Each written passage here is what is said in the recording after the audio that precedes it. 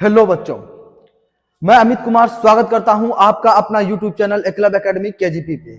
आज जो है कि नवोदय विद्यालय क्लास 6 का जो है कि फिर से हम न्यू टॉपिक लेकर के आए हैं वैसे स्टूडेंट के लिए जो 2026 में इसका एग्जाम देंगे। ठीक है, तो आज का गणित का सबसे पहला टॉपिक है संख्या, यानी संख्या पद्धति। संख्या होता क्या है उसके बारे में हमको जानना है कि संख्या आखिर है क्या।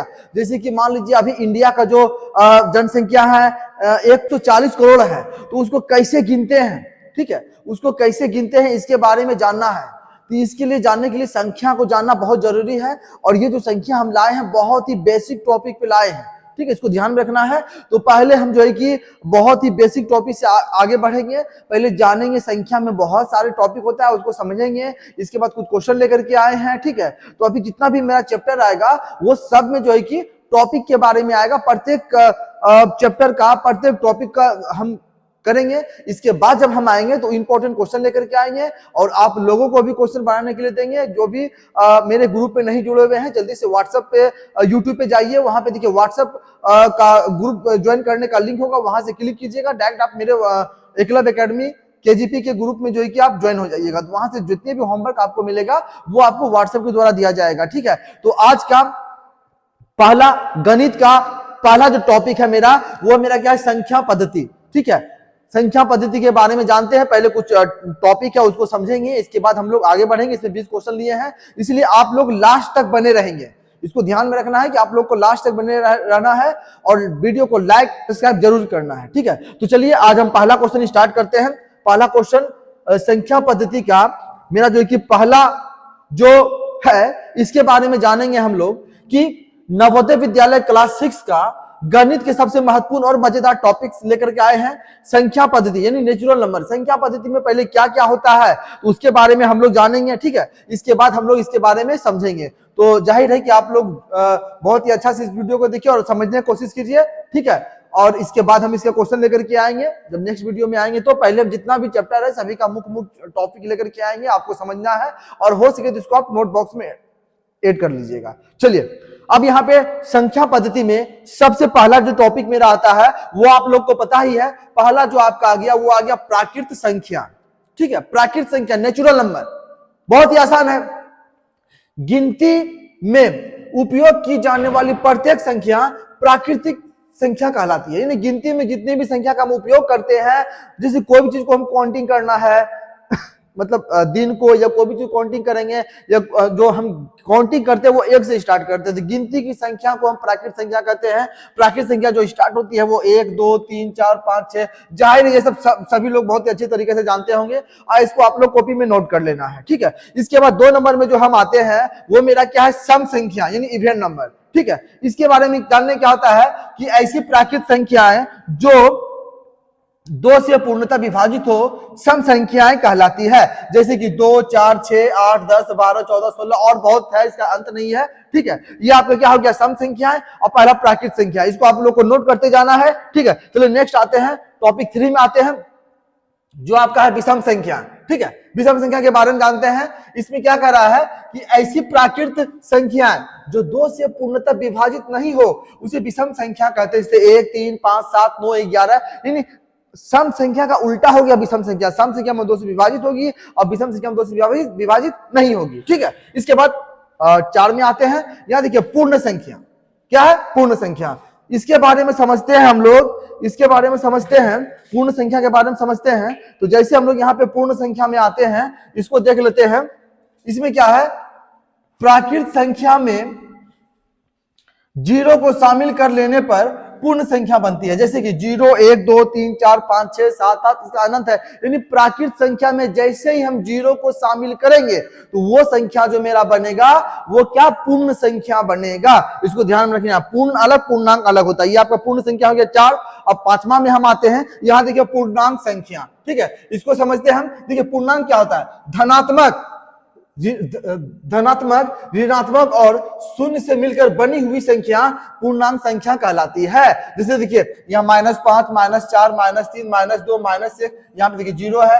अब प्लस, धनात्मक क्या हो गया, जो प्लस में रहता है, +1 +2, ये आपका हो गया +1 +2 +3 +4, ये आपका क्या धनात्मक हो गया। ठीक है, तो पूर्णांक का जो हो गया धनात्मक संख्या और ऋणात्मक संख्या, धनात्मक ऋणात्मक और शून्य से मिलकर बनी हुई संख्या जो होती है वो पूर्ण संख्या कहलाती है। ठीक है, नेक्स्ट आते हैं क्वेश्चन नंबर टॉपिक 6 में आते हैं भाज्य संख्या यानी कंपोजिट नंबर। इसके बारे में समझते हैं।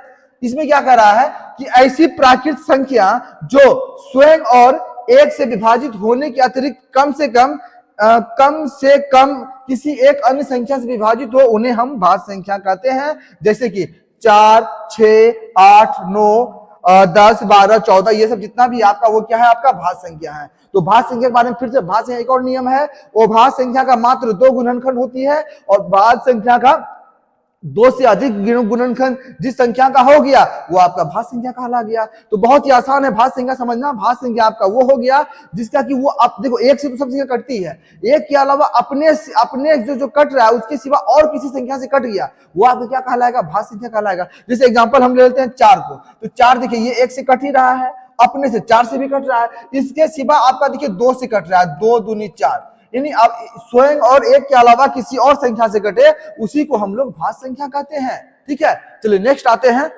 7 नंबर में आते हैं। 7 में मेरा क्या है अभाज्य संख्या। इसके बारे में समझते हैं प्राइम नंबर। देखिए ऐसी प्राकृत संख्या जो सिर्फ स्वयं से और एक से विभाजित हो और किसी संख्या से और किसी अन्य संख्या से विभाजित ना हो उसे हम लोग क्या कहते हैं अभाज्य संख्या कहते हैं। जैसे कि 2, 3, 5, 11, 13, 17 ये आपका क्या है अभाज्य संख्या। भाज्य संख्या का अपोजिट हो गया। अभाज्य संख्या में क्या होता है, अभाज्य संख्या जितने भी है मात्र उसका गुणनखंड जो होगा वो 2 ही होगा, वो स्वयं होगा और 1 होगा। ठीक है, इसको समझना है। और अभाज्य संख्या जो आपका हो गया वैसी संख्या जो अपने और एक के अलावा किसी और संख्या से नहीं ना कटे उसको हम लोग जो बोलते हैं वो अभाज्य संख्या बोलते हैं। और देखिए यहाँ पे 2 है, 2 ही एकमात्र ऐसा संख्या है जो सम होते हुए अभाज्य है। इसको ध्यान रखना है, सम होते हुए अभाज्य मात्र 2 ही एक संख्या इकलौता एक ऐसा संख्या है। ये भी इस तरह क्वेश्चन में पूछा जाता है और सबसे छोटी अभाज्य संख्या अगर पूछा जाएगा तो आपका 2 हो जाएगा। अब आते हैं 8 नंबर में। 8 में यहाँ पे क्या लिखा हुआ है सह अभाज्य संख्या। ठीक है, सह अभाज्य संख्या इसको हम लोग समझते हैं। सह अभाज्य संख्या क्या होता है, इसमें देखिए कम से कम 2 अभाज्य संख्याओं का ऐसा समूह यानी ऐसा जोड़ा जिसका HCF यानी महत्तम समावर्तक जो है कि कितना हो 1 हो, महत्तम समावर्तक 1 हो उसे हम लोग सह अभाज्य संख्या कहते हैं। जैसे कि देखिए ये 2 अभाज्य संख्या का जोड़ा है 5, 7, 2, 3, इसका जब HCF हम निकालेंगे तो 1 आएगा, यानी कि सह अभाज्य संख्या जो हो गया कि वैसा अभाज्य संख्याओं का जोड़ा जिसका महत्तम समावर्तक 1 हो उसे हम लोग सह अभाज्य संख्या कहते हैं। इसके बाद नेक्स्ट क्वेश्चन नंबर 9 में आते हैं, यानी 9 टॉपिक में आते हैं। 9 में क्या कर रहा है देखिए जुड़वा अभाज्य संख्याएं। ठीक है, ट्विन प्राइम नंबर यानी जुड़वा अभाज्य संख्या, इसके बारे में समझते हैं। देखिए 2 क्रमागत, यहां पे क्या लिखा हुआ है देखिए कि 2 क्रमागत विषम अभाज्य संख्याएं जुड़वा अभाज्य संख्या कहलाती है। यानी कि 2 क्रमागत विषम अभाज्य संख्याएं जुड़वा अभाज्य संख्या कहलाती है। जैसे कि देखिए अब क्रमागत यानी 3, 5 क्रम में है, विषम संख्या और क्रम में है, 7, 9 ये भी क्रम में है, यानी ऐसी संख्या जो होती है वो मेरा क्या होता है जुड़वा अभाज्य संख्या होता है। ठीक है, लेकिन यहाँ पे एक थोड़ा मिस्टेक हो गया है। जुड़वा अभाज्य संख्या में वो तो आपका 5 यहाँ पे जो होगा ना आपका 5 और 7 होगा, 5 और 7 होगा यहाँ पे। ठीक है, 3, 5 और 5, 7 इस तरह का हो जाए जो क्रम में रहे। ठीक है, चलिए 10 में आते हैं।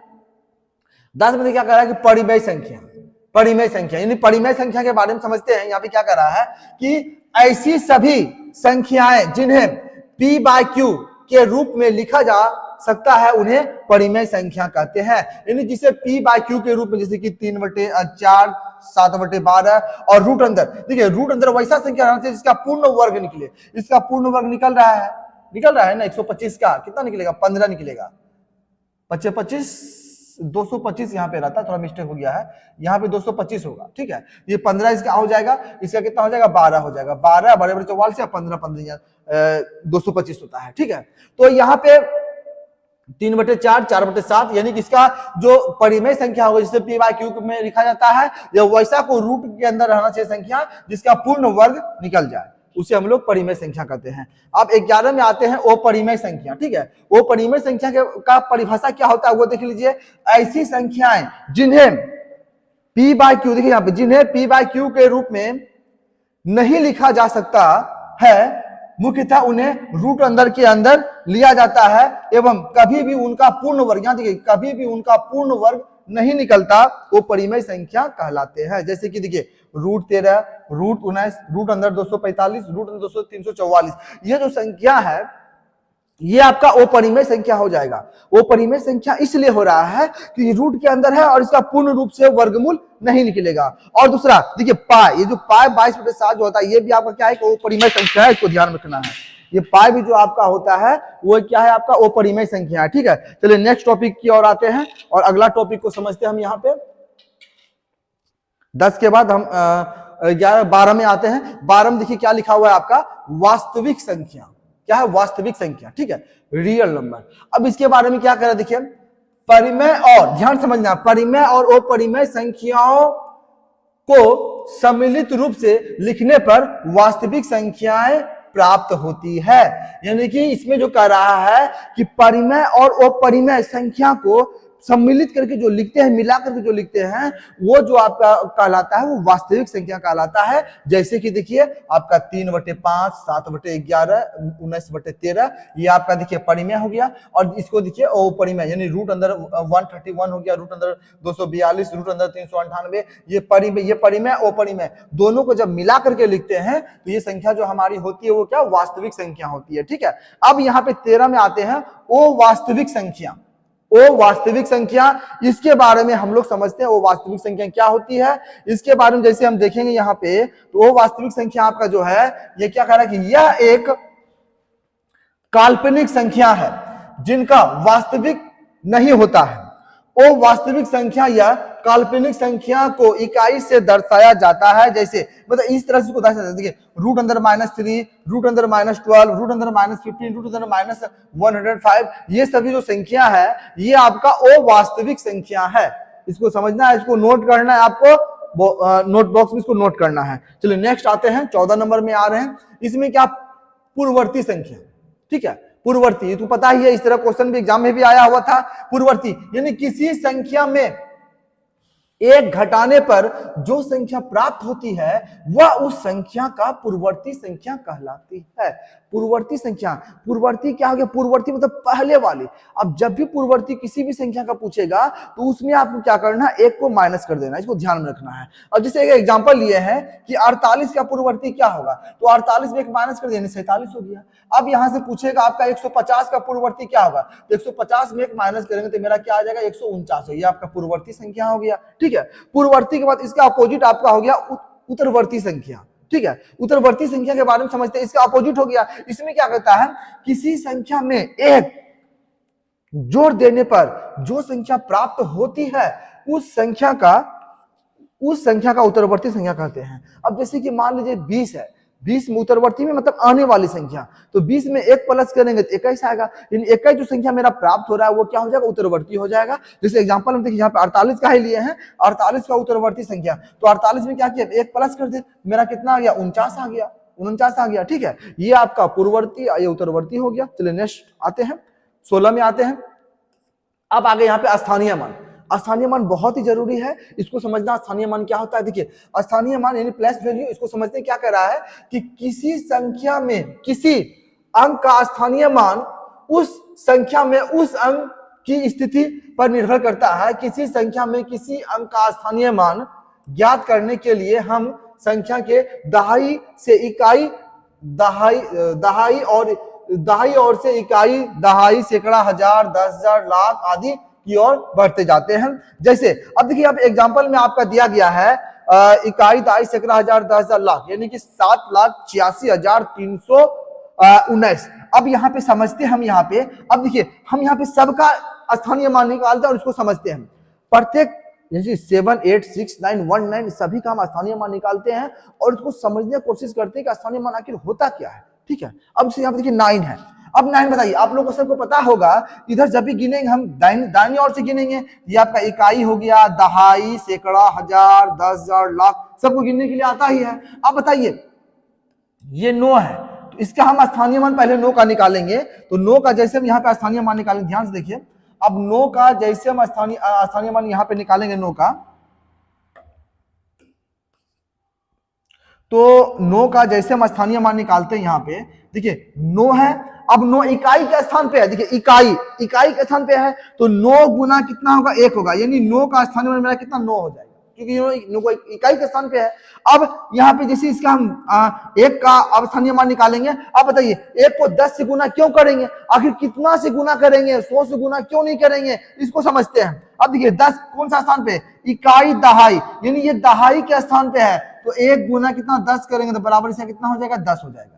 ठीक है, उसी तरह हम आगे देखते हैं 3 का निकालेंगे, तो 3 का जैसे हम निकाले थे यहाँ 3 लिखेंगे, अब गुना, अब इसमें कितना से गुना करेंगे इसको समझते हैं। इकाई दहाई सैकड़ा, यानी सैकड़ा का स्थान पे है, इसको हम 100 से गुना करेंगे, जिसका कितना हो जाएगा, 300 हो जाएगा। आप लोग समझ रहेंगे बहुत अच्छी तरह से। अब देखिए यहाँ पे हम इसी तरह 6 का निकालेंगे, तो 6 गुना, अब देखिए 6 कौन सा स्थान पे है, इकाई दहाई सैकड़ा हजार, हजार के स्थान पे यहाँ पे कितना 1000 करेंगे, यानी इसका जो आपका हो जाएगा वो कितना 6000 हो जाएगा। ठीक है, उसी तरह हम यहाँ पे 8 का निकालेंगे, यहाँ पे स्थानीय मान, तो 8 गुना, 8 कौन सा स्थान पे है, इकाई दहाई सैकड़ा हजार 10,000, इसको हम गुना करेंगे तो 10,000 से गुना करेंगे यहाँ पे, तो मेरा कितना हो जाएगा, यहाँ पे 10,000 हो जाएगा, इस तरह से 10,000 हो जाएगा। ठीक है, अब लास्ट आपका बचा है 7, तो यहाँ पे देखिए 7 गुना, 7 के मान स्थान पे है, इकाई दहाई सैकड़ा हजार 10,000 लाख के स्थान पे है, तो इसको हमको कितना करना पड़ेगा, 1 लाख से गुना करेंगे इस तरह से। तो जैसे 1 लाख से गुना करेंगे तो इसका स्थानीय मान जो आपका हो जाएगा 7 लाख, इकाई दहाई सैकड़ा हजार 10,000, इकाई दहाई सैकड़ा हजार 10,000 लाख 7 लाख, ये यहाँ पे देख सकते हैं आप, और आप लोग को समझ में आ गया होगा सबका स्थानीय मान बारी बारी से कितना होता है वो आप समझ गए होंगे। स्थानीय मान वो जिस स्थान पे है उसको उतना से गुना कर देते हैं, इकाई दहाई सैकड़ा हजार 10,000 लाख, वो जिस स्थान पे रहेगा उस स्थान से आपका गुना हो जाएगा। ठीक है, चलिए अब नेक्स्ट चलते हैं, ये आपका प्लेस वैल्यू हो गया। अब आते हैं फेस वैल्यू पे, यानी कि जातीय मान। अब जातीय मान के बारे में हम लोग समझते हैं, जातीय मान, ये जातीय मान पे आते हैं, और जातीय मान क्या होता है इसके बारे में समझते हैं। देखिए किसी संख्या में किसी अंक का जातीय मान वही अंक होता है। अब जातीय मान बहुत ही इजी है, जातीय मान जैसे आपसे पूछेगा 5 का जातीय मान कितना होगा, 5 होगा, 6 का कितना होगा, 6 ही होगा। ठीक है, जातीय मान जो होता है वो आपका जो पूछेगा वही उसका मान हो जाएगा, जातीय मान में कहीं कोई फेस वैल्यू मतलब जो है वही आपका हो जाएगा। ठीक है, अब जैसे यहाँ पे कह रहा है देखिए कि इसमें देखिए इसमें कह रहा है 3 का जातीय मान, तो देखिए 3 का जातीय मान इसका 3 ही हो जाएगा। अब देखिए 6 का जातीय मान, इसमें हमसे 6 का जातीय मान पूछा तो 6 ही हो जाएगा, इसमें 5 का पूछ रहा है तो 5 हो जाएगा। जैसे मान लीजिए कोई संख्या दिया हुआ है कि 7 6 9 4 3 0 है, अब इसमें हमसे पूछ देगा कि 7 का जातीय मान कितना होगा, तो 7 का जातीय मान में कितना हो जाएगा, 7 ही हो जाएगा। जातीय मान या अंकित मान या वास्तविक मान, इस तरह से पूछता है यहाँ पे। ठीक है, तीनों सेम ही है, तो 7 का 7 ही हो जाएगा। अगर 9 का पूछेगा जातीय मान तो आपका 9 ही हो जाएगा। ठीक है, अब यहाँ पे समझ गए होंगे। अब यहाँ से कुछ क्वेश्चन लेकर के लाए हैं संख्या पद्धति में 20 क्वेश्चन, उसको समझते हैं, उसके बाद हम नेक्स्ट जब चैप्टर लेके आएंगे, अभी जितना भी चैप्टर हम लेके आएंगे सब में जो है कि मुख्य क्वेश्चन का जितना भी फॉर्मूला है वो सब लेकर के आएंगे, इसके बाद हम क्वेश्चन लेके चलेंगे। ठीक है, इसलिए आप लोग जुड़े रहेंगे। चलिए अब यहाँ पे देखिए एक चीज और, अभी रोमन संख्या बचा हुआ है, संख्या पद्धति में रोमन संख्या आपका बचा हुआ है। रोमन संख्या के बारे में भी जानते हैं कि रोमन संख्या होती क्या, ये बहुत ही इजी है और इसको भी समझते हैं। देखिए रोमन संख्या क्या होता है, एक प्राचीन संख्या है जिसे प्राचीन रोमन के लोग उपयोग करते थे, यानी रोमन संख्या जो है वो एक प्राचीन संख्या है रोम के लोग जो इसका उपयोग करते थे, इसका उपयोग घड़ी में करते थे, कोई भी चीज को काउंटिंग करने में करते थे। ठीक है, ये प्राचीन संख्या जो है वो आप रोमन संख्या जो क्या है प्राचीन संख्या है। अब इसके बारे में देखिए यहाँ पे क्या लिखा हुआ, यहाँ जानते हैं कि रोमन संख्या प्रणाली में कुल 7 रोमन अक्षरों का उपयोग किया जाता है और उनके मान इस प्रकार हैं।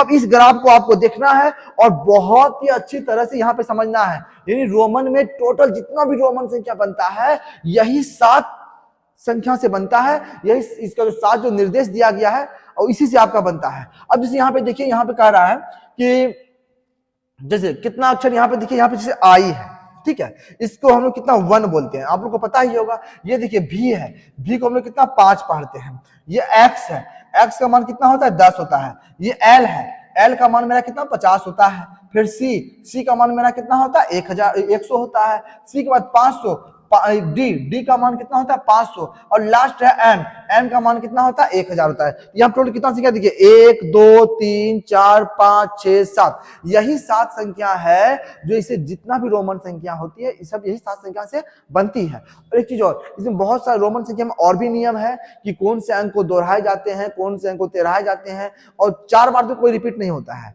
ठीक है। तो अभी जो मुख्य क्वेश्चन है, मुख्य टॉपिक है, वो हम लेकर के आए हैं, ठीक है। जब इसको हम पढ़ेंगे तो बाद में उस टॉपिक के बारे में भी चर्चा करेंगे। और यहाँ पे देखिए ये चीज जानना बहुत जरूरी है, ठीक है। अब इसके बाद रोमन संख्या जो 1 से 100 तक होता है, थोड़ा उसमें भी हम लोग गौर कर लेते हैं। यहाँ पे देखिए रोमन संख्या 1 से लेकर 100 तक है, यानी कि 1 2 3 इसको आप लोग क्या कीजिए, स्क्रीनशॉट लेकर के या फिर इसको आपको नोट करके रखना है रोमन संख्या को, और याद करना भी बहुत जरूरी है रोमन संख्या। आप 1 से लेकर 10 तक याद कर लीजिए, ठीक है। जैसे कि देखिए आपका 1 हो गया, आई यहाँ पर पता नहीं आपको दिखाई दे रहा होगा, यहाँ पे देख सकते हैं आराम से इसको।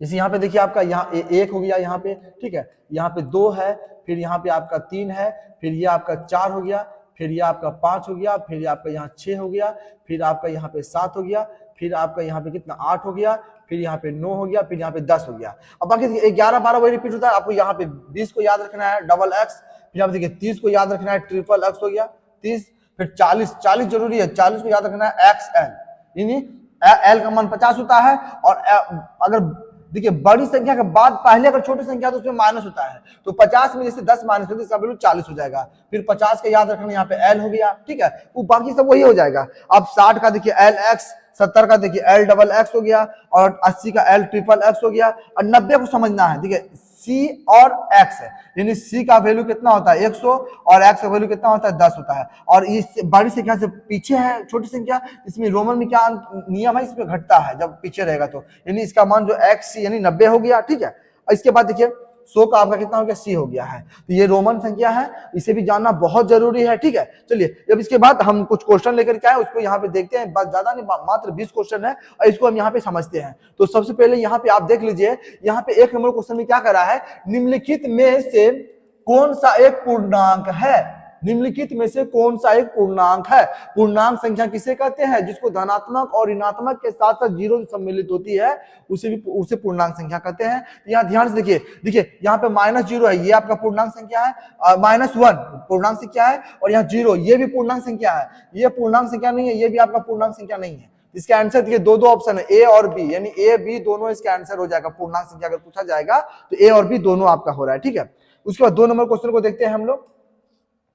2 नंबर क्वेश्चन क्या है, यदि x बराबर -5 तो x बराबर -5 बराबर 10, x -5 इक्वल टू 10, तो x का वैल्यू याद करने बोला। ये बहुत ही आसान है, जैसे इसको सॉल्व करेंगे तो x -5 इक्वल टू 10 है, तो पता है ये देखिए बराबर है, जैसे इसको उधर करेंगे तो इसका चिन्ह क्या होता है, बदल जाता है। तो यहाँ पे x हो जाएगा बराबर 10 है, यहाँ -5 इधर क्या हो जाएगा +5 हो जाएगा, इसको जोड़ेंगे 10 तुम्हें कितना 15 हो जाएगा, यानी x का वैल्यू जो आपका आ जाएगा वो 15, ऑप्शन नंबर 2 आ जाएगा इसका, ठीक है। चलिए नेक्स्ट क्वेश्चन नंबर 3 में आते हैं। 3 नंबर क्वेश्चन को ध्यान दीजिए। 3 नंबर क्वेश्चन क्या कर रहा है, 3 नंबर क्वेश्चन कह रहा है कि रोमन अंक एक्स सी आई भी का मान क्या होगा। ध्यान देखिए यहाँ पे एक्स सी है, ये सी का मान कितना, इसको समझते हैं। यहाँ पे देखिए कि एक्स सी आई भी, यहाँ देखिए बड़ी संख्या के बाद छोटी संख्या है, यानी इसका पहले हम वैल्यू निकालेंगे तो सी का मान 100 होता है और इसका मान 10 होता है। तो जैसे 110 यहाँ के 90 आ जाएगा, यानी क्योंकि देखिए बड़ी संख्या के पहले अगर छोटी संख्या रहेगा तो वो घटता है, अब बाद रहेगा तो प्लस होता है। तो इसका वैल्यू जो आपका हो जाएगा वो 90 हो जाएगा, अब प्लस ये तो पता ही आपका 4 है, तो जैसे हो जाएगा कितना 94 हो जाएगा। तो 94 देखिए आपका कौन सा ऑप्शन, ऑप्शन नंबर 2 में दिया गया है। तो इसका आंसर जो आपका हो जाएगा 3 का वो 2 नंबर हो जाएगा, ठीक है। अब अगला क्वेश्चन आते हैं 4 नंबर में। 121 का वर्गमूल क्या होगा, यानी 121 का वर्गमूल निकालना है। तो 121 का वर्गमूल निकालने के लिए आपको बताए हैं कि जैसे हम 121 का वर्गमूल निकालेंगे, 121 का वर्गमूल का क्या नियम है कि पहले से जोड़ा लग गया, 1 बचा, यानी एक बार में ये 1 खा जाएगा, ठीक है। जब इस चैप्टर में आएंगे इसको डिटेल से हम बताएंगे। 1 मेरा कितना 2 हो गया। अब वर्गमूल में जब भी उतरता है जोड़ा उतरता है, ये 2 उतर जाएगा। अब देखिए ये 1 बार में खा रहा है, 1 बार में कितना, ये कट गया आपका, तो कितना बार में 11 बार में कटा, यानी कहने का मतलब है कि 11 गुना 11 अगर आप कीजिएगा तो आपका 121 फूट जाएगा, ठीक है। तो 11 कौन था, ऑप्शन नंबर 3 में दिया गया है, यानी 4 का आंसर जो आपका हो जाएगा वो कितना 3 नंबर हो जाएगा, ठीक है। चलिए नेक्स्ट क्वेश्चन नंबर 5 में आते हैं और 5 नंबर को यहाँ पे समझते हैं। आप लोग धैर्य बना करके जुड़े रहे और ध्यान से देखने की कोशिश करें। बहुत सारे ऐसे स्टूडेंट हैं जो कि ये चीज को पता है सबको, लेकिन फिर भी आप समझिए, क्योंकि इस बार जो 18 तारीख को जो एग्जाम हुई थी, जब उसमें बहुत सारे स्टूडेंट जब बाहर निकले, जब पूछा, जो बहुत ही तेज स्टूडेंट सब थे, जब उनसे पता किए और उनसे पूछा गया, पता है वो क्या किया है, जितना भी कठिन क्वेश्चन था वो सारा क्वेश्चन का सॉल्यूशन वो कर दिया। गलती किसमें कर दिया, जो बहुत ही इजी था उसमें गलती कर दिया है। क्यों, कारण यही है कि वो सोच रहा है कि वो बहुत ही इजी है, तुरंत ये बन जाएगा, जल्दी इसको किसी बना कर बाहर निकल जाओ। इसलिए आपको अगर ये क्वेश्चन को आप लोग जान रहे हैं तो बहुत ही अच्छे तरीका से देखिए और समझिए, ठीक है। आप इग्नोर खाली नहीं करना है, इसको ध्यान में समझना है और वीडियो को लास्ट तक देखिए, ठीक है। अब यहाँ पे देखिए, अभी स्टार्टिंग है तो अभी हम जो नॉर्मल क्वेश्चन है इजी से उसको हम ला रहे हैं। देखिए, निम्नलिखित में कौन एक अपरिमेय संख्या है? अपरिमेय संख्या है। यहाँ पे क्या पूछा जा रहा है आपसे? जो पूछा जा रहा है वो अपरिमेय संख्या पूछा जा रहा है, ठीक है। तो अपरिमेय देखिए, ये देखिए, इसको तो पी वाई क्यू के रूप में लिखा है, तो ये परिमेय संख्या है। इसको भी करेंगे तो ये भी परिमेय में आ जाएगा। ये 5, इसको 5/1 लिखेंगे तो ये भी आपका परिमेय आ जाएगा। तो अपरिमेय संख्या क्या है आपका? ये जो आपका आंसर हो जाएगा रूट अंदर 7। वो परिमेय का फार्मूला वही होता है कि रूट अंदर में रहे और उसका पूर्ण वर्ग नहीं निकले, पूर्ण वर्गमूल उसका नहीं निकले, वही वो परिमेय संख्या कहलाता है। तो आपका यहाँ जो 5 का आंसर जो हो जाएगा वो कितना? 3 नंबर आ जाएगा। अब चलिए 6 नंबर में आते हैं। निम्नलिखित में कौन एक सम संख्या? ये तो बहुत ही आसान है। सम संख्या परिभाषा हम बताए थे कि वैसी संख्या जो 2 से पूरी कट जाए उसे सम संख्या कहते हैं। ये आपका 2 नंबर आपका ऑप्शन आ जाएगा इसका। 42, 35, 57, 71 वो आपका नहीं कटेगा। चलिए नेक्स्ट क्वेश्चन की ओर आते हैं। क्वेश्चन नंबर 7 की ओर आते हैं। यदि 2:5 बराबर x:15 हो तो x का मान ज्ञात करें। ठीक है, ये बेसिक जानकारी है और ये आपका संख्या पद्धति से है। तो जो इजी सब क्वेश्चन है वो सब हम यहाँ पे लिए हैं। अब अनुपात का मतलब आप लोगों को पता है, अनुपात का मतलब भाग होता है। तो जैसे सॉल्यूशन करेंगे तो 2/5 हो जाएगा बराबर मेरा कितना? x/15 हो जाएगा, पता ही है। और जब यहाँ पे ये नहीं कटेगा, जिसका नियम क्या होता है? क्रॉस मल्टीप्लाई गुना करते हैं। तो जैसे इसको क्रॉस मल्टीप्लाई गुना करेंगे तो 5 गुना x करेंगे तो मेरा हो जाएगा 5x बराबर 15 गुना 2 करेंगे तो 15 गुना 2 या 15 दूना 30 भी लिख सकते हैं इस तरह से। ठीक है, बहुत ही विस्तार से हम बता रहे हैं। अब यहाँ करेंगे तो इसीलिए जैसे x बराबर हो जाएगा तो 15 गुना 2, यहाँ पे देखिए भाग है तो गुना है तो गुना से यहाँ भाग आ जाएगा। तो 5 तिया 15, 3 दूना 6, यानी इसका आंसर जो आपका आ रहा है वो कितना आ रहा है? 6 आ रहा है। तो 6 कौन सा दिया हुआ है? ऑप्शन नंबर 2 में दिया गया। तो इसका आंसर जो आपका हो जाएगा वो 2 नंबर हो जाएगा। ठीक है, चलिए नेक्स्ट क्वेश्चन की ओर आते हैं। क्वेश्चन नंबर 8 की ओर आते हैं और 8 नंबर क्वेश्चन को समझते हैं। 8 नंबर क्वेश्चन को ध्यान से देखिए कि 8 नंबर क्वेश्चन में क्या कह रहा है। तो 8 नंबर क्वेश्चन को जैसे हम यहाँ पे देखते हैं ध्यान से कि क्या कह रहा है। देखिए, 12 और 16 का लघुत्तम समावर्तक क्या होगा? आप लोग कह रहे हैं सर ये बहुत ही आसान क्वेश्चन है, बहुत ही इतना इजी क्वेश्चन क्यों दे रहे हैं? तो अब जो मेरा जो आज से जो ये वीडियो स्टार्ट हुआ है वैसे स्टूडेंट के लिए जो 2026 में नवोदय विद्यालय क्लास 6 का एग्जाम देंगे।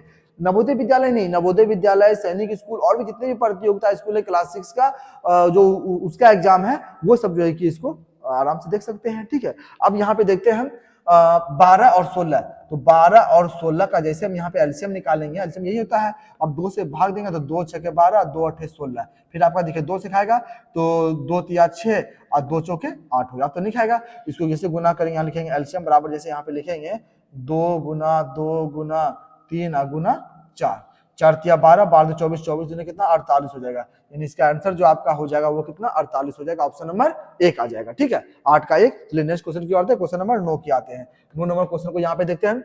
निम्नलिखित में कौन एक प्राइम संख्या है? प्राइम संख्या, प्राइम नंबर, प्राइम संख्या पता है, ये इंग्लिश में लिख दिया यहाँ पे, लेकिन प्राइम संख्या देखिए क्या है? आप ध्यान से इस ऑप्शन को देखिए ध्यान से। यहाँ पे देखिए 21 है, 31 है, 33 है, 39 है। यहाँ ऑप्शन में देखने पे आपको पता चल गया होगा। यानी प्राइम संख्या यानी अभाज्य संख्या हमसे यहाँ पे पूछा जा रहा है। कौन सी अभाज्य संख्याएं हैं? ये देखिए, ये आपका भाज्य है, ये तो नहीं होगा। ये भी देखिए आपका भाज्य 3 से कट रहा है, 11 से कट रहा है। ये भी देखिए 3 से कट रहा है और 39 से 13 से कट रहा है। ये जो आपका 31 है ये आपका क्या है? प्राइम संख्या, प्राइम नंबर है। क्योंकि ये देखिए 31 किसी भी 31 और 1 के अलावा किसी संख्या से वो कटता ही नहीं है। तो इसका आंसर जो 9 का हो जाएगा वो आपका 2 नंबर हो जाएगा। ठीक है, चलिए नेक्स्ट क्वेश्चन, क्वेश्चन नंबर 10 में आते हैं। 10 नंबर क्वेश्चन, ये बहुत ही अच्छा क्वेश्चन है, इसको ध्यान से देखिए। 10 नंबर जो क्वेश्चन कह रहा है कि 0.272727 डॉट डॉट डॉट डॉट, ये मतलब चलते जाएगा, किस प्रकार की संख्याएं हैं? ये क्वेश्चन बहुत ही इंपॉर्टेंट है और इसको ध्यान जल्दी से आप लोग इसका कमेंट कीजिए। इसका आंसर क्या होगा? 10 नंबर का जल्दी से आप लोग इसका कमेंट कर दीजिएगा कि इसका आंसर क्या होगा। बाद में हम सारे कमेंट को देखेंगे और पढ़ेंगे और जितने भी क्वेश्चन को अभी हम बता रहे हैं, अब अगर आप वीडियो देख रहे हैं तो मतलब हमको आंसर बताने से पहले उसका आप कमेंट कर दीजिए, क्योंकि बाद में हम सबका कमेंट को देखेंगे। ठीक है, तो यहाँ पे कह रहे थे ये इस प्रकार का जब भी संख्या रहे कि 0.272727 करके जब भी संख्या रहे, तो ऐसी संख्या जब भी होता है वो क्या होता है? आवर्ती दशमलव संख्या कहलाता है। ठीक है, ये आवर्ती दशमलव संख्या कहा जाता है। यानी इसका आंसर जो आपका हो जाएगा ये ऑप्शन नंबर 1 हो जाएगा। इस तरह की संख्या जब भी रहे, जैसे मान लीजिए कि 0 4 2 4 2 4 2 4 2। इस तरह संख्या जब भी इस तरह ऐसा संख्या चलता रहे तो ऐसा संख्या जो मेरा कहलाता है वो क्या कहलाता है, आवर्ती दशमलव संख्या होता है। ठीक है, इसका आंसर जो आपका हो जाएगा वो 1 नंबर हो जाएगा। चलिए नेक्स्ट क्वेश्चन नंबर 11 में आते हैं। 11 क्वेश्चन बहुत ही आसान है, बहुत ही इजी है। यहाँ पे देखिए x का वैल्यू कितना दिया गया, 5 दिया गया है, तो x स्क्वायर का वैल्यू बोल रहा है निकालने के लिए। बहुत ही आसान है, बहुत इजी प्रोसेस आप बना सकते हैं। यानी x का मान जो 5 है, यहाँ पे x को हटा करके यहाँ पे हमको 5 रख देना है, तो 5 पे स्क्वायर मतलब 5 गुना 5, 5 गुना 5 का मतलब कितना, 25। 25 कौन सा, ऑप्शन नंबर 3 में दिया गया है, तो 11 का आंसर जो आपका हो जाएगा वो 3 नंबर हो जाएगा। ठीक है, चलिए नेक्स्ट क्वेश्चन, क्वेश्चन नंबर 12 में आते हैं। 12 नंबर क्वेश्चन को ध्यान से देखते हैं। 2x प्लस 5/3 = 7 का मान क्या था, यानी x का वैल्यू इसमें निकालना है। अब देखिए यहाँ प्लस इसको हम नहीं कटा सकते, ना ही इसको जोड़ सकते हैं, तो यहाँ पे इसका नियम क्या करते हैं, जब ऐसा जब भी क्वेश्चन रहेगा तो यहाँ से इसको क्रॉस मल्टीप्लाई गुना करते, ध्यान रखना है क्रॉस मल्टीप्लाई गुना होगा जब बराबर यहाँ पे रहेगा तब, यानी कि 2x प्लस 5/3 = 7/1। यहां से क्या होगा, मेरा क्रॉस मल्टीप्लाई होगा। देखिए 1 से जैसे इस सब को मल्टीप्लाई करेंगे तो वैल्यू इसका इतना ही आएगा, 2x प्लस 5 = 7 5 7 या 21, जब कितना आपका 21 हो जाएगा। अब यहाँ पे देखिए ये x इसका जात इधर है, तो 5 को हमको इधर रखना है, यहाँ पे मेरा हो जाएगा 2x = 21, इधर प्लस है तो इधर क्या हो जाएगा, -5 हो जाएगा। ठीक है, अब यहाँ पे देखिए 2x = अब देखिए 21 में से 5 जाएगा, तो 21 में से 5 जाएगा, आप कितना 16 हो जाएगा। ठीक है, 16 हो गया। अब यहाँ पे x का वैल्यू निकालना है हमको, तो यहाँ पर इसीलिए x बराबर हो जाएगा 16। यहाँ देखिए गुना में 2 है, ये यहाँ भाग में आ जाएगा, ये 2 से कटाएंगे 8 बार में कटेगा, यानी कि x का जो आपका मान आ गया वो कितना आ गया, 8 आ गया। इसका ऑप्शन नहीं दिया गया, तो इसका आंसर जो आपका हो जाएगा वो कितना, 8 हो जाएगा। ठीक है, चलिए नेक्स्ट क्वेश्चन, क्वेश्चन नंबर 13 में आते हैं। निम्नलिखित में कौन सा एक वास्तविक संख्या नहीं है, यहाँ जो पूछा जा रहा है कि निम्नलिखित में कौन सा एक वास्तविक संख्या नहीं है। आगे आपको जितना भी हम परिभाषा बताए हैं वो सबको अच्छी तरह से आपको नोट कर लेना, इसको ध्यान में रखना है। यहाँ पे जो पूछा जा रहा है कि निम्नलिखित में कौन सा वास्तविक संख्या नहीं है, नहीं पूछा जा रहा है। देखिए ये आपका वास्तविक संख्या है, ये जो वास्तविक संख्या है ये देखिए ये भी वास्तविक संख्या है, ये भी वास्तविक संख्या है, लेकिन यहाँ जो आपका रूट अंदर -9 लिखा हुआ है, रूट अंदर -9 ये वास्तविक संख्या नहीं है, क्योंकि वास्तविक संख्या का फॉर्मूला ये बताया गया था जो कि रूट के अंदर वैसा संख्या जिसका पूर्ण वर्ग जो है कि ना निकले, तो ये -9 है ना, तो ये वास्तविक संख्या नहीं होगा, इसका आंसर जो आपका हो जाएगा वो 3 नंबर ही होगा। ठीक है, ये आपका पूर्ण संख्या में आ गया, तो वास्तविक संख्या यानी इसका जो आपका हो जाएगा रूट अंदर -9 ही होगा। ठीक है, चलिए नेक्स्ट क्वेश्चन, क्वेश्चन नंबर 14 में आते हैं। किसी संख्या का 25 का 40% निकालें, यानी किसी संख्या का 25 का 40% निकालना है। तो किसी संख्या का 25 का 40%, यानी किसी संख्या यानी 25 का, तो इस क्वेश्चन में कुछ कंफ्यूजन हो गया है, x का 25 का 40%, यानी ये जो क्वेश्चन यहाँ पे जो आएगा इसमें थोड़ा कुछ मिस्टेक हो गया। ठीक है, यानी 25 का 40% डायरेक्ट निकालना है। यहाँ पे इसको छोड़िए, यहाँ जो क्वेश्चन इसका रहेगा इसको सुधार हम कर देते हैं। यहाँ क्या होगा, 25 का 40% कितना होगा, यही क्वेश्चन था, उसमें एक्स्ट्रा आ गया, ये भी सॉल्व हो जाएगा। तो यहाँ पे लिखना हमको 25 का 40%, तो जैसे 40% निकालेंगे यहाँ पे, तो 25 का है 25, 25 के 100, ये 4 से 10 बार में, यानी इसका कितना हो जाएगा, 10 हो जाएगा। 25 का 40% कितना, 10 होगा। ठीक है, चलिए नेक्स्ट क्वेश्चन, क्वेश्चन नंबर 15 में आते हैं। संख्या इतना में 6 का स्थानीय मान है, 6 का स्थानीय मान, अभी कुछ देर पहले आपको बताया था स्थानीय मान, तो जैसे यहाँ पे देखिए यहीं पे इसको सॉल्व करते हैं, 6 यहाँ पे है, यहाँ पे हम 6 लिख दिए। अब देखिए 6 कौन सा स्थान पे है, इकाई, दहाई, सैकड़ा के स्थान पे है, तो वो गुना 100 करेंगे, यानी 6 का स्थानीय मान कितना हो जाएगा, 600 हो जाएगा। 600 कौन सा ऑप्शन में है, ऑप्शन नंबर 2 में दिया गया है, इसका आंसर जो आपका हो जाएगा वो 15 का 2 नंबर हो जाएगा। चलिए 16 नंबर क्वेश्चन में आते हैं। 2,01,000 2 को अंक में व्यक्त करने पर प्राप्त होगा। यहाँ देखिए 2,01,000, इकाई, दहाई, सैकड़ा, हजार, 10,000, लाख, 2 लाख है लेकिन 100 है, तो गलत हो गया। 2,01,000 है लेकिन 2 नहीं दिया गया, ये भी गलत हो गया। ये देखिए इकाई, दहाई, सैकड़ा, ये 21,000 है, ये भी गलत हो गया। 4 नंबर बचा, ये इसका आंसर हो जाएगा। इकाई, दहाई, सैकड़ा, हजार, 10,000, लाख, देखिए 2,01,002, यानी इसका आंसर जो आपका हो जाएगा 16 का, वो कितना, 4 नंबर हो जाएगा। ठीक है, चलिए 16 के बाद 17 नंबर क्वेश्चन को देखते हैं। सबसे बड़ी तथा सबसे छोटी 2 अंकों की अभाज्य संख्या का योग ज्ञात कीजिए, यानी सबसे बड़ी तथा सबसे छोटी 2 अंकों की अभाज्य संख्या का योग ज्ञात करना है। तो सबसे बड़ी 2 अंक का जो अभाज्य संख्या आपका हो जाएगा वो कितना, 97 हो जाएगा। ठीक है, 97 हो गया, तथा सबसे छोटी दो अंक का, तो दो अंक का सबसे छोटी जो अभाज्य संख्या हो जाएगा वो आपका 11 हो जाएगा। तो दोनों का योग करते हैं तो 7 1 8 हो गया, 9 1 10 हो रहा है, कितना 108 हो रहा है। 108 कौन सा ऑप्शन नंबर 3 में दिया गया है। तो 17 का जो आंसर हो जाएगा वो कितना 3 नंबर हो जाएगा। चलिए नेक्स्ट क्वेश्चन 17 के बाद क्वेश्चन नंबर 18 में आते हैं और 18 नंबर क्वेश्चन को देखते हैं। यहाँ लिखा हुआ अंकों 2 7 2 6 0 तथा 1 का प्रयोग कर 5 अंकीय बड़ी से बड़ी संख्या तथा छोटी छोटी संख्या का अंतर ज्ञात करना है। तो पहले इसका प्रयोग करके हमको क्या बनाना है, पहले बड़ी संख्या बनाना है। तो पहले हम इसका प्रयोग करके हम बड़ी संख्या बनाते हैं। तो बड़ी में जो सबसे बड़ी पहले उसको लेके यहाँ पे 7 आ जाएगा, 7 के बाद 6, 6 के बाद 2, 2 के बाद 1, 1 के बाद 0। देखिए सबसे बड़ी संख्या आ गया। अब हमको इसका प्रयोग करके छोटी संख्या बनाना है, ठीक है। तो जैसे छोटी संख्या हम बनाएंगे तो 5 अंक का है, छोटी संख्या देखिए 0 रहेगा तो 0 को छोड़ के जो सबसे छोटी संख्या उसको हमको लेना है। तो पहले 1 हो जाएगा, फिर यहाँ पे 0 लेंगे, 2 लेंगे, 6 लेंगे, 7 लेंगे। अब दोनों का क्या पूछ रहा है, अंतर। तो जैसे हम यहाँ पे दोनों का अंतर निकालेंगे तो अंतर देखिए यहाँ पे निकालने घटाना है तो इससे बचा लेगा 10, 10 में से 7 जाएगा, कितना बचेगा 3। यहाँ बचा 0, इससे बचा लेगा 10, 10 में से 6 जाएगा तो कितना आएगा 4 आएगा। अब यहाँ 1 बचा, अब इससे एक बचा लेगा 11, 11 में से 2 जाएगा तो मेरा यहाँ पे 9 आ जाएगा। यहाँ बचा 5, यहाँ 5 उतर जाएगा और यहाँ 7 में 7 बचा है, 7 में से 1 जाके कितना 6 आ जाएगा। यानी इसका जो आपका हो जाएगा 65,943 ऑप्शन में 65,943 ऑप्शन नंबर 3 में दिया गया है। तो 18 का आंसर जो आपका हो जाएगा वो कितना 3 नंबर हो जाएगा। 18 के बाद 19 नंबर क्वेश्चन में आते हैं। देखिए पूर्ववर्ती आ गया है, ठीक है। 1 लाख की पूर्ववर्ती संख्या क्या होगी, पूर्ववर्ती। देखिए आप इसको पढ़ के समझ गए, पूर्ववर्ती पूर्ववर्ती पूर्ववर्ती मतलब क्या होगा, पहले वाली संख्या। उत्तरवर्ती मतलब आने वाली संख्या। तो पूर्ववर्ती में क्या करना, 1 माइनस करना है, उत्तरवर्ती में 1 प्लस करना है। तो यहाँ पूर्ववर्ती बोल रहा है तो जैसे इसमें हम 1 माइनस करेंगे, ध्यान से देखिए यहाँ पे जैसे इसमें 1 माइनस करेंगे इससे 10, 10 में से 1 यहाँ कितना बचेगा 9, फिर यहाँ पे 9 आ जाएगा, यहाँ 9 आ जाएगा, यहाँ 9 आ जाएगा, यहाँ 9 आ जाएगा। यानी आपका इतना आंसर हो जाएगा, ठीक है। ऐसा कौन सा ऑप्शन नंबर 2 में दिया गया है। तो 19 का आंसर जो आपका हो जाएगा वो कितना 2 नंबर हो जाएगा। 19 के बाद 20 नंबर क्वेश्चन पे आते हैं। 20 नंबर ध्यान से देखिए कि अंक 603 से बनने वाली 5 अंकों की सबसे छोटी संख्या कौन सी है। देखिए यहाँ 3 ही अंक दिया गया है, ध्यान समझना, 3 ही अंक दिया गया है, 603 3 अंक दिया गया है। इससे बनने वाली 5 अंकों की सबसे छोटी संख्या कौन सी है।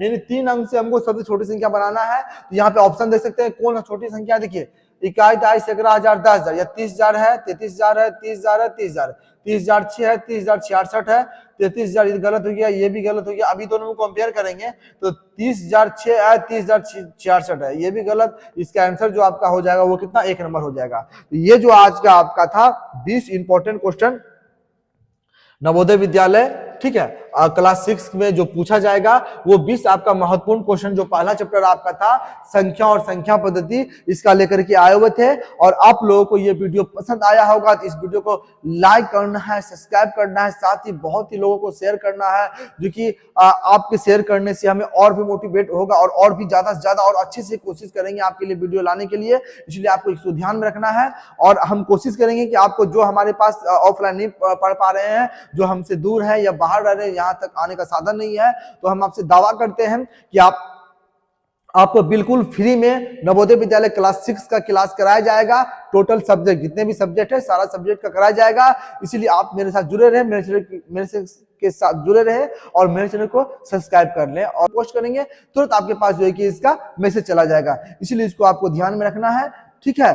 और जो भी पढ़ाई आपका होगी यहाँ पे यूट्यूब पे बिल्कुल फ्री होगी, इसके लिए आपको कोई फी नहीं देना है, इसलिए इसको आपको ध्यान में देना है, ठीक है। आज के लिए वीडियो के लिए इतना ही, ठीक है, बाय।